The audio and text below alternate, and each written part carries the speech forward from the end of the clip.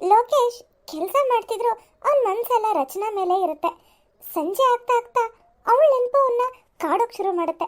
ಆದ್ರಿಂದ ಅವನು ಡೈಲಿ ಮನೆಗೆ ಕುಡ್ಕೊಂಡು ಹೋಗ್ತಿರ್ತಾನೆ. ಹೀಗೆ ಒಂದಿನ ಲೋಕೇಶ್ ರಚನಾನ ಮರೆಯೋಕ್ಕಾಗ್ತಿಲ್ಲ ಅಂತ ಬಾಟ್ಲು ತೆಗೆದು ತಲೆಗೆ ಹೊಡ್ಕೊಬಿಡ್ತಾನೆ.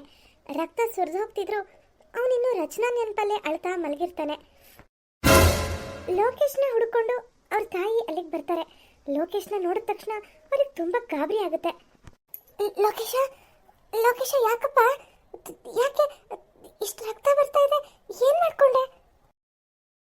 ಅಯ್ಯೋ, ಈ ಬಾಟ್ಲಿ ಒಡೆದೋಗಿದೆಯಲ್ಲ, ಅಂದ್ರೆ ಇವನು ಈ ಬಾಟ್ಲು ತಗೊಂಡು ತಲೆಗೆ ಹೊಡ್ಕೊಂಡಿದ್ದಾನ? ಲೋಕೇಶ ಎದ್ದೇಳಪ್ಪ, ಹಾಸ್ಪಿಟಲ್ಗೆ ಹೋಗೋಣ, ಎದ್ದೇಳು. ಹಲೋ ಹಲೋ ಭುವನ್, ನಿನ್ನ ಈಗಲೇ ನೋಡಬೇಕು ಅನ್ನಿಸ್ತಿದೆ, ಬರ್ತೀಯಾ?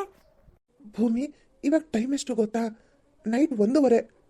ಈಗ ನಾನು ಅದೆಲ್ಲ ನನಗೆ ಗೊತ್ತಿಲ್ಲ ಭುವನ್, ನಾನು ಈಗಲೇ ನಿನ್ನ ನೋಡಬೇಕು ಅಷ್ಟೇ, ಬೇಗ ಬಾ. ಅಲ್ಲ, ನಿನ್ನ ರೂಮ್ಮೇಟ್ ಇರಬೇಕಾದ್ರೆ ನಾನು ಹೇಗೆ ಅಲ್ಲಿಗೆ ಬರಲಿ? ಅವಳು ಊರಿಗೆ ಹೋಗಿದ್ದಾಳೆ, ನಾನು ಒಬ್ಬಳೇ ಇರೋದು, ಬೇಗ ಬಾ ಭುವನ್. ಹೌದಾ, ಸರಿ, ಈಗಲೇ ಬರ್ತೀನಿ. ಭುವನ್, ಯಾಕೆ ಭೂಮಿ, ಏನಾಯ್ತು? ಏನೂ ಗೊತ್ತಿಲ್ಲ ಭುವನ್, ನಿನ್ನ ನೋಡಬೇಕು ಅಂತ ಮನ್ಸಿಗೆ ತುಂಬ ಅನ್ನಿಸ್ತಿತ್ತು, ಅದಕ್ಕೆ ಬಾ ಅಂದೆ. ಭೂಮಿ, ನನ್ನ ಟೆನ್ಷನ್ ನಿನಗೆ ಅರ್ಥನೇ ಆಗಲ್ಲ. ಸಡನ್ನಾಗಿ ಫೋನ್ ಮಾಡಿ ಬಾ ಅಂತ ಹೇಳ್ತೀಯ. ಟೆನ್ಷನ್ನ? ಏನು ಟೆನ್ಷನ್? ಏನು ಟೆನ್ಷನ್ ಅಂದರೆ ನಿನ್ನ ಜೊತೆ ಜಾಲಿಯಾಗಿರಬೇಕು ಅಂತ ನನಗೂ ಆಸೆ ಇದೆ.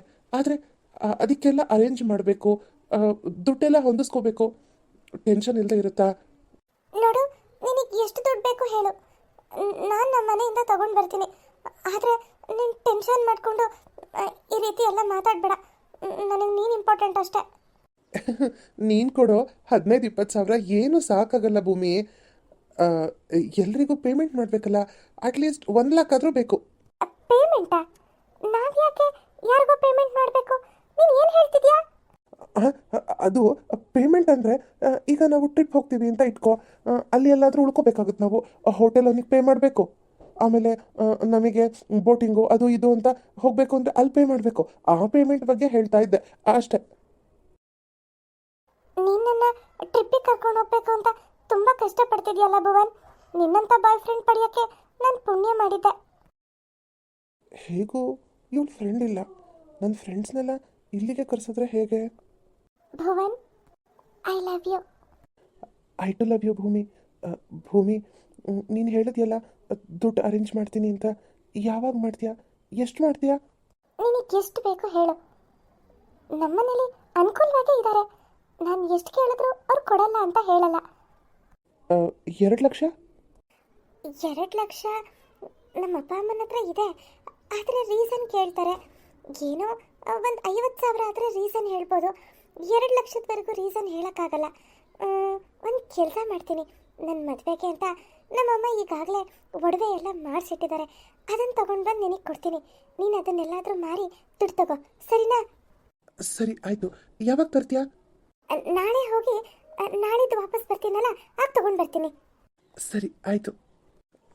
ಭೂಮಿ, ನಾನಿನ್ನು ಹೊರಡ್ಲಾ? ನನ್ನ ಫ್ರೆಂಡ್ಸ್ ಎಲ್ಲ ಕಾಯ್ತಾ ಇರ್ತಾರೆ. ಸರಿ, ನಾನು ಕರೆದ ತಕ್ಷಣ ಬಂದಿಯಲ್ಲ, ಅಷ್ಟೇ ಸಾಕು. ಸರಿ ಭೂಮಿ, ಬಾಯ್.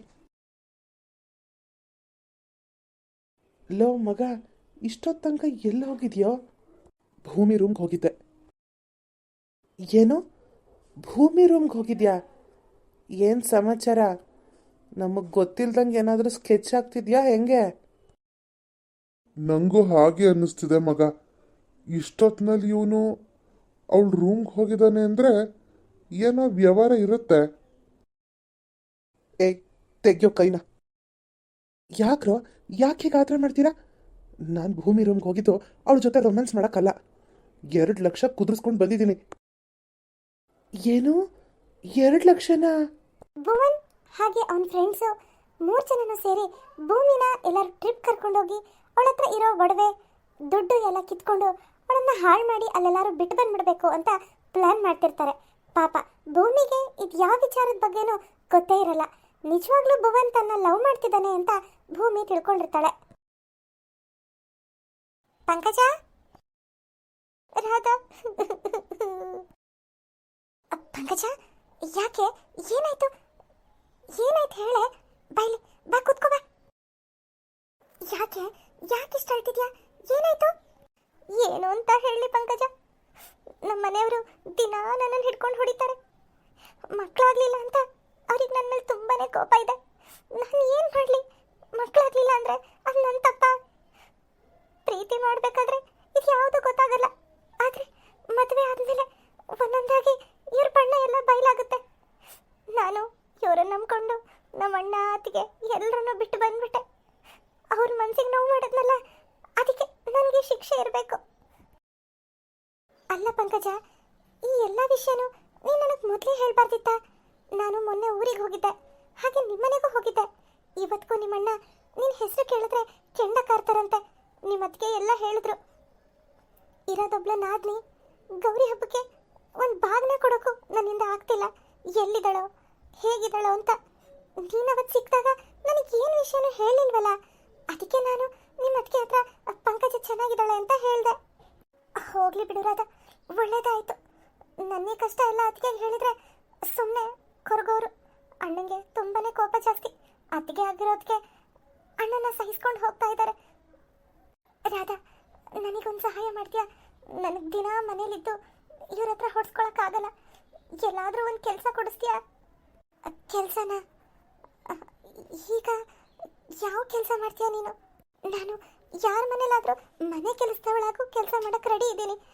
ಕೈ ತುಂಬ ಸಂಬಳ ಸಿಕ್ಕಿದ್ರೆ ಸಾಕು.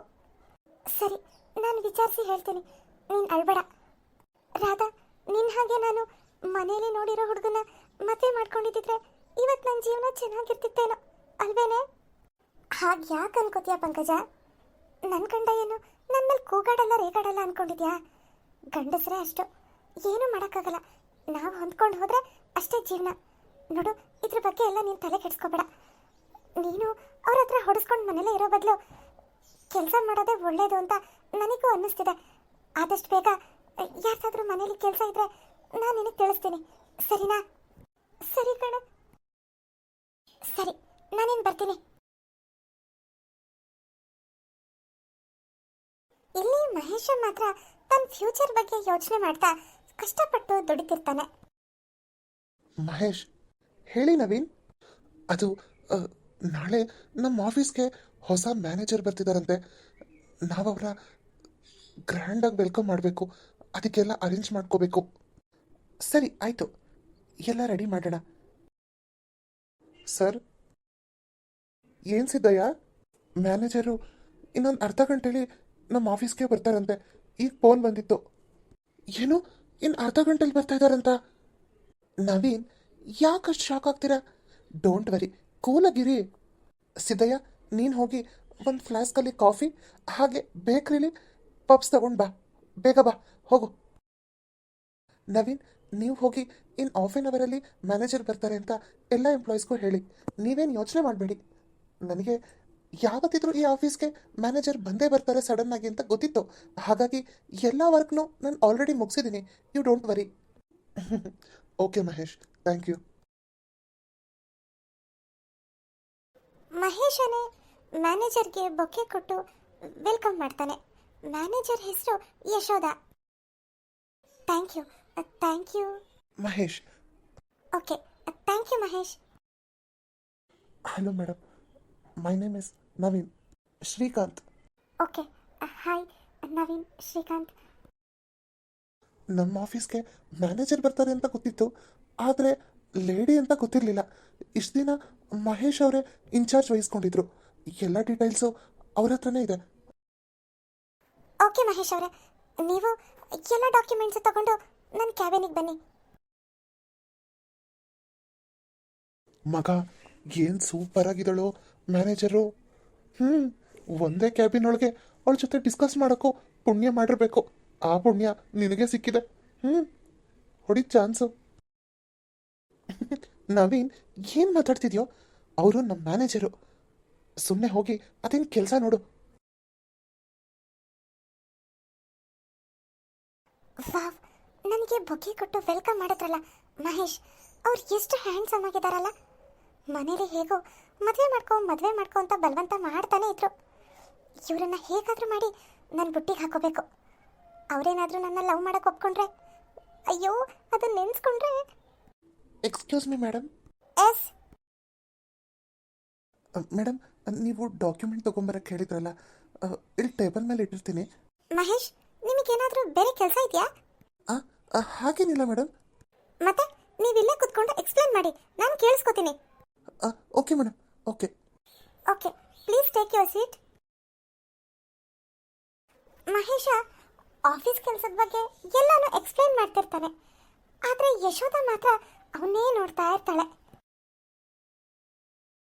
ನಾಳೆ ಊರಿಗೆ ಹೋಗೋಕ್ಕೆ ಲಗೇಜು ಪ್ಯಾಕ್ ಮಾಡ್ಕೊಂಡಾಯ್ತು.